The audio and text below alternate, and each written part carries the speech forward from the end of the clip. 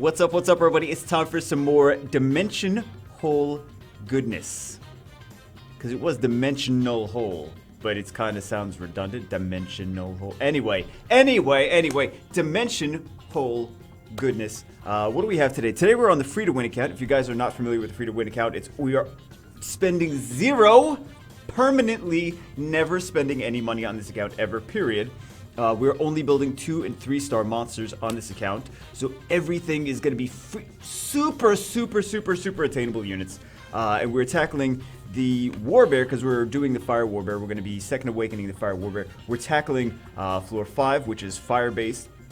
He's got AoE attack break, skill 2. He's got AoE provoke, skill 3. After he's awakened, he's got both provokes, doesn't he now? Anyway, let's take a look at the strategy info. Thresh also reduces enemies' attack gauge. So this is really nice to have immunity here, like Fran. And then water tanky bruiser units that have some kind of sustain or defense buff or crit resist or something like that. It's nice also to have a defense break somewhere in there, based on whichever Warbear you're going to be working on. So we have provoke. Like I said, immunity is going to be great here. Protection Crystal creates a shield that's 30% of your current HP on all allies for 2 turns. For the boss, I mean, it's not the end of the way. If you have some kind of strip, it's fine. If you're bringing, for some reason, the Light Cowgirl or something like that, shouldn't be too much of an issue. I feel like that might be okay. Acceleration Crystal, the one on the right, increase the attack bar of all allies by 20%. I find that it's best to at least take this one. Like I said, if you have like a strip or block beneficial effects, the Protection Crystal might not be an issue. But the Acceleration Crystal, I feel like I like to take this down first. Otherwise, they get a lot of turns and it's kind of frustrating. They do a lot of damage. Anyway, so we're going to be tackling that with 2 and 3 stars only. Let's take a look at the run and then I'll show you the runes. So you think you were right? Bring it on, prove me wrong. Go put up a fight.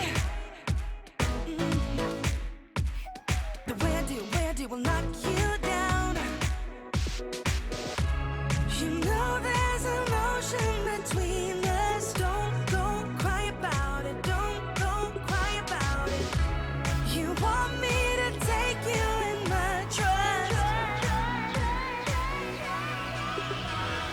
Oh no, you know that ain't the way. Oh no, there's nothing new in this game.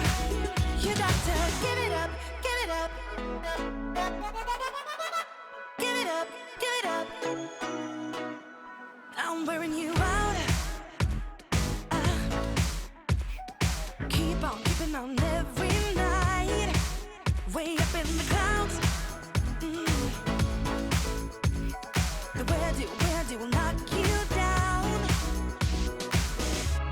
You know there's emotion between us. Don't go cry about it. Don't go cry about it. You want me to take you in my trust.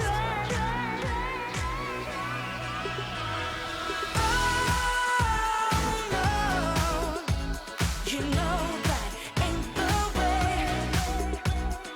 Oh no, there's nothing new in this game. You got to give it up, give it up.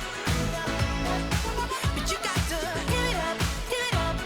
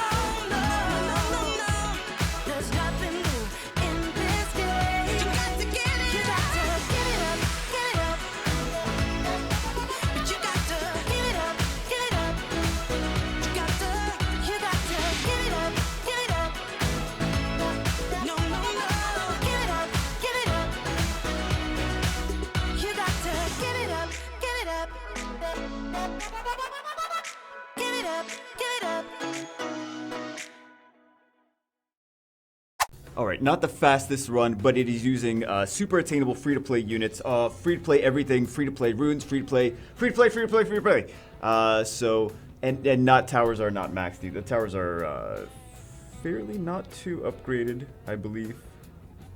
So we actually do have some upgrades on them, but it's not like anything super crazy. Again, free-to-play. I know people comment sometimes that we have, oh, you have crystals, free-to-play my butthole. Like, no, we just have crystals because we do every event, and the dungeon times are not super fast on this account, so we accumulate more than we spend doing dungeons. Because again, not really speed running 30-second dungeons. We have like between 1:30 to 2-minute dungeon times, so they tend to accumulate as far as that's concerned. So I just want to address that because people every so often comment on it. They think it's for whatever reason not free, but it is free to play. The other ones. The other accounts we spent money on, sometimes more or less, but anyway, let's take a look at what they have here. Speed, HP. Not bad speed sub. Could use some defense on the runes, but fairly good runes. Fran is one of my better runed units on this account. She doesn't need will for this necessarily, but I like to use her in other content as well. I'm not gonna sit here and be like Fran is runed like complete doo-doo. She's runed pretty well, so she should hopefully do really well for us in this content. But this is the runes on Fran. I mean, she's not like a G3 RTA Fran, but this is, like I said, a million times free to play. There you go. You gotta, how many times you gotta keep saying that? 400 more times. So the other units that I chose for this, they are kind of like sustain units. Like they do a little bit of damage, but they also have sustain. They can take some hits. You can do like, I know a lot of people have Basalt and Ashir. You can also stick a Basalt and Ashir in there as well. But yeah, these are pretty decent tanky bruises. I like to call him my budget Chow. He's got attack, crit damage, HP. I would like to, of course, upgrade these runes. Look at that rune! Look at that rune. We can't do anything. Okay, we'll work on it. We'll work on it, but that speed is beautiful.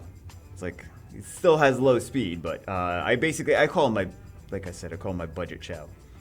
He does ignore defense here. He does, I like this crit resist, and I like the attack power buff attack power break as well, but Fran already does that too.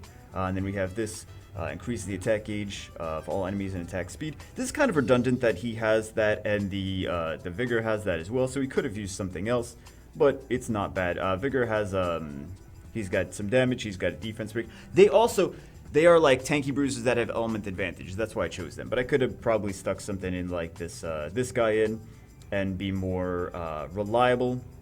I could have also stuck this guy in and done well. But I wanted to do some like tanky bruisers with element advantage. So, did I show you the... I don't know if I showed you the everything's fully scaled up, of course.